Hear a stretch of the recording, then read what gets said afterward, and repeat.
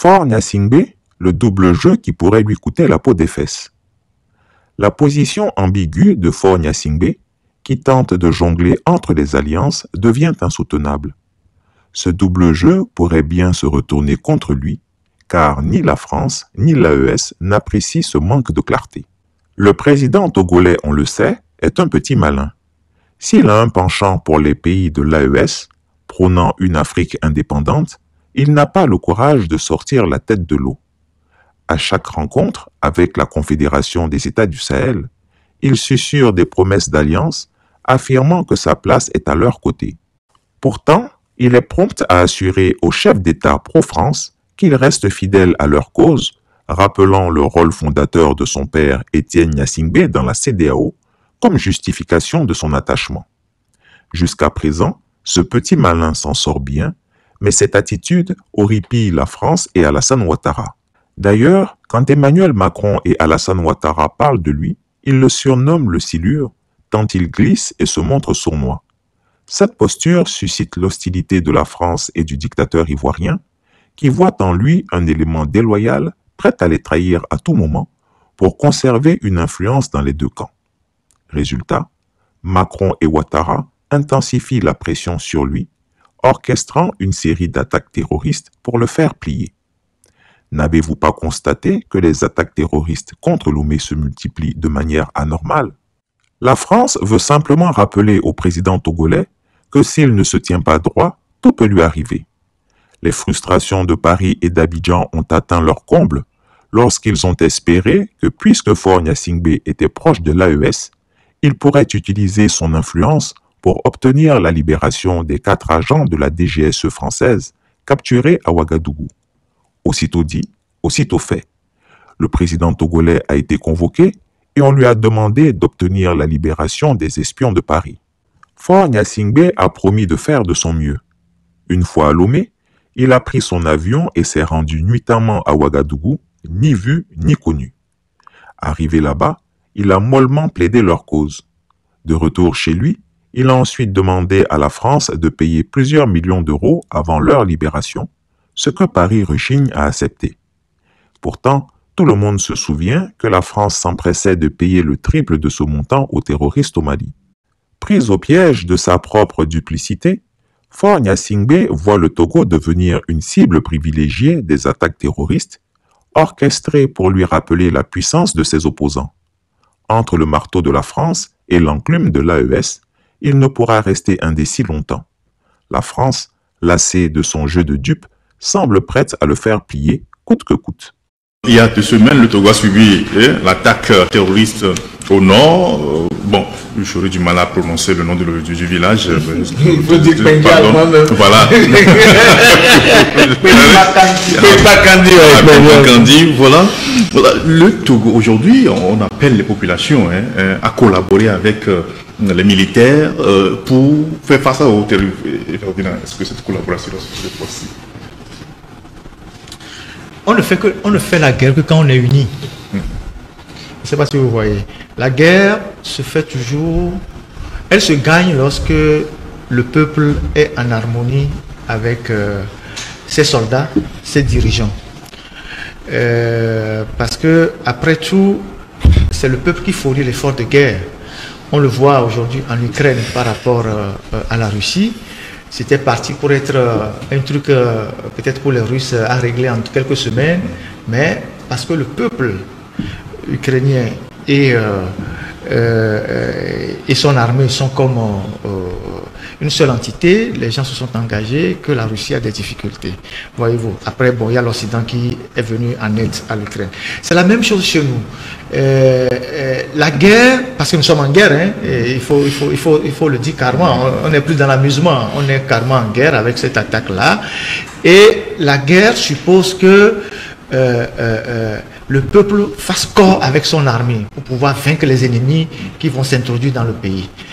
Je me rappelle quand on était encore au cours primaire, je crois que j'étais au CM1 ou CE2 en 86, lorsqu'il y a eu ce qu'on a appelé l'attentat terroriste. Le 23 septembre. Voilà. Donc quand on était là, à Lomé ici, ce sont les populations qui rentraient dans les maisons et qui indiquaient aux militaires là où les soi-disant terroristes étaient cachés. Oui. C'est comme ça qu'on a débusqué les gens. Bon, aujourd'hui, je ne pense pas que les gens auront encore la latitude de faire la même chose. Parce que entre la population et l'armée, il y a eu un fossé. C'est une longue histoire. Depuis le temps de Yadema, c'est vrai, mais qui s'est accentué depuis 90 à travers toutes les répressions que la population a subies de la part des militaires pour des questions politiques. Voyez-vous, l'armée est devenue la force d'appui d'un parti politique pour conserver le pouvoir contre le peuple. Donc on a connu toutes les exactions de 2090, 91 jusqu'à les lagunes de Baie, les massacres qu'on a connus un peu partout à l'intérieur du pays. 2005, massacre systématique. 2017, bastonnade systématique, tuerie, tout ça. Toutes ces choses-là ont fait que le peuple et l'armée, il y a eu une certaine distance. Voilà. Donc aujourd'hui, les autorités appellent les populations à collaborer avec les militaires. Cette collaboration est souhaitable. Tout le monde la souhaite parce que, en fait, quand notre pays est attaqué par des terroristes, c'est un danger qui guette nous tous. Si vous êtes un adepte de la petite bière dans un bar, sachez que, bon, si ça s'aggrave, vous ne pouvez plus sortir pour aller prendre votre bière. Si vous avez des affaires, vous ne pouvez plus le faire. Donc, c'est tout le pays qui est en danger. Donc, on se dit que tout le monde doit retrousser les manches pour vaincre cet ennemi-là. Mais, puisque nous n'avons pas pris le temps de préparer les conditions, puisque nous n'avons pas pris le temps de faire en sorte que l'armée et le peuple forment un seul corps. Vous savez, Joseph Kizerbo, l'un des plus grands historiens de notre époque, a dit dans Demain l'Afrique que l'armée ne peut pas être un kyste dans la société. C'est-à-dire une entité qui fait peur à toute la société. Une entité indépendante de la société. L'armée doit être au cœur de la société. C'est pour ça qu'on parle de l'armée républicaine. Mais quand vous avez une armée qui se comporte comme une entité à part, qui a des privilèges, qui a des droits, et qui peut brimer les autres, et que les autres n'ont droit à rien, le jour où il y aura un souci, les gens ne se sentiront pas solidaires de l'armée. Donc aujourd'hui, s'il y a un message à passer, et ça aussi, c'est de la responsabilité des autorités, il faut arrêter le folklore, réconciliation, armée-nation, tout ce qu'on fait ici dans ce pays-là, qui relève seulement du cantata, et faire en sorte que l'armée fasse corps avec le peuple. Ça commence par quoi? Ça commence par la dépolitisation de l'armée. Il faut dépolitiser l'armée togolaise. C'est important. Il ne faut pas que l'armée togolaise soit comme l'aile d'un parti politique qui empêche le changement, qui tape sur les gens quand les gens veulent la liberté, qui fait je ne sais quoi pour préserver le pouvoir d'un clan. Tant que ce serait comme ça, les Togolais ne se reconnaîtront pas dans leur armée. Je ne sais pas si vous voyez ce que je dis. Et il faut dépolitiser l'armée. Moi, j'ai vu en 2020 des officiers supérieurs de l'armée togolaise qui se sont habillés en couleur d'un parti politique. Et pourtant, c'est inscrit dans la Constitution. Et même dans le statut de l'armée, que l'armée est apolitique. Mais vous avez vu les images circuler. Il y a même un officier qui a mis les affiches sur une coccinelle dans sa garnison. Lui-même était dans les tenues d'un parti politique. Il a bombé le torse. Quand vous voyez des choses comme ça, vous êtes choqués. Vous êtes vraiment choqués. Donc, notre souhait, c'est que, effectivement, qu'il y ait cette collaboration-là, mais c'est à l'autorité de favoriser cette collaboration-là. Parce que l'armée, c'est un corps qui agit sur ordre. C'est des gens qui donnent des ordres. Il faut m'arrêter celui-ci, il faut me taper celui-ci. Si on arrête d'instrumentaliser l'armée contre le peuple va se sentir en confiance et le peuple va travailler avec son armée. Et cela passe par beaucoup de petites choses. Je donne un exemple, ou je donne des exemples. Les gens qui ont participé, les militaires qui ont participé, ou bien les forces de l'ordre qui ont participé à l'assassinat de certaines personnes dans ce pays, est-ce qu'on les a jamais jugés? Personne. Est-ce que quelqu'un a une fois assisté à leur jugement?